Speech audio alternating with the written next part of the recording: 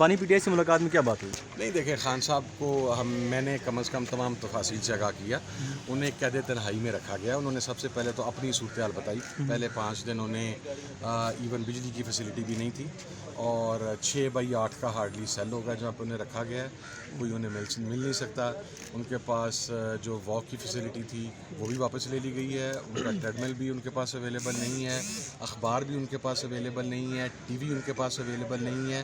बल्कि मैंने खान साहब से पूछा कि क्या आपको अलीमा आपा और उज़मा आपा की गिरफ्तारी के बारे में आगाही है, तो खान साहब ने कहा कि मुझे हमें आगाही नहीं है। तरमीम के हवाले से क्या बात हुई? तरमीम के हवाले से खान साहब ने एक तो मौलाना साहब के किरदार को अप्रिशिएट किया, दूसरा उन्होंने कहा कि आप मौलाना साहब के साथ मुज़ाकरात को जारी रखें।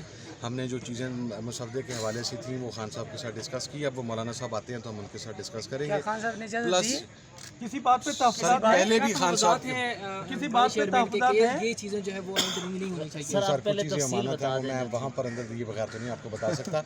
लेकिन खान साहब ने एक चीज़ और कही है कि ये 5 लोग और 4 मज़ीद लोग, अली अमीन गंडापुर साहब, उमर अयूब साहब, शिबली फराज साहब और अहमद बचर साहब, खान साहब ने कहा कि मैं अब दोबारा इन 9 लोगों के साथ मुशावरत करूंगा। आपको जो चीज़ उन्होंने हमें बताई हैं उस पर अब हम मौलाना साहब के साथ गुफ्तगू करेंगे, फिर उसका जो रिजल्ट निकलेगा इस मौलाना साहब के मुसवदे पे सर।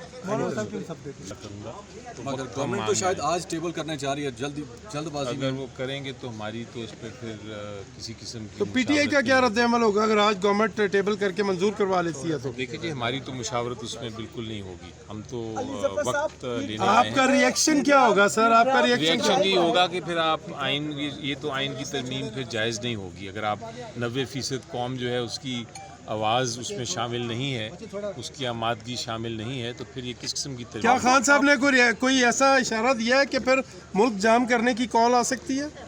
देखिए फिर तो स्ट्रेटजी हम बनाएंगे उसके बाद। एक मिनट आप खड़े हो जाए, थोड़ी देर लोग आपसे बात करना चाहते हैं, थोड़ा सा खड़े हो जाए जी। कोई दोस्त आपके लोग नहीं कर रहे क्योंकि गवर्नमेंट दावा कर रही है नंबर पूरा है। नंबर तो तभी पूरा होगा कि आपके लोग वोट करेंगे।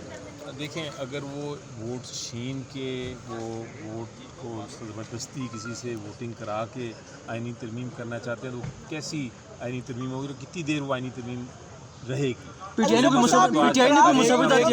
बिलावल भुट्टो साहब ने ब्रूट मेजॉरिटी की बात की है। वो एग्जैक्टली ब्रूट मेजॉरिटी से अमेंडमेंट नहीं होती। अमेंडमेंट्स जो हैं वो बाकायदा समझौते से, कंसेंसस से एक ब्रॉडर पिक्चर पेश करके होती हैं। अली साहब फोर्स वाली अमेंडमेंट तो कभी भी कामयाब नहीं। मार्शल वो लाया था, जनरल ज़ियाउल्लाह लाया था 58(2)B, उसे देखा कितना नुकसान हुआ, वो ब्रूट फोर्स से थी। अली ज़फ़र साहब एक बात बताइएगा, क्या आपने बानी पीटीआई को ये नहीं बताया था कि आइनी तरमीम जो है उसमें वक्त नहीं है, हुकूमत इजलास पे इजलास बुला रही है, ये आगाह किया था आपने? जी उनको बिल्कुल सारा बताया था, उनको पहले नहीं पता था, लेकिन उन्होंने कहा कि मैं किसी प्रेशर में आके मैंने फैसले नहीं करने। अली ज़फ़र साहब, आपकी बॉडी लैंग्वेज ये बता रही है कि आप तरमीम को नहीं रोक पाएंगे और अल्टीमेटली आपको एहतजाज की तरफ जाना पड़ेगा, ऐसा है?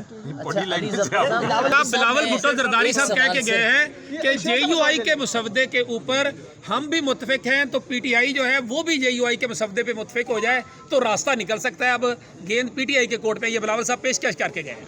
इमरान खान साहब ने रास्ता रोका नहीं है। उन्होंने कहा है कि मैं मुशावरत करूंगा बाकी लोगों से और सोच के बात करूंगा, तो इसलिए हमने रास्ता नहीं रोका। अगर कोई जल्दबाजी करने जा रहा है तो फिर वो इंडिपेंडेंट पाकिस्तान की वीडियोस देखने के लिए हमारे चैनल को सब्सक्राइब करें, बेल आइकन को भी लाजमी दबाएं ताकि हमारी आने वाली वीडियोस से आप बाखबर रह सकें।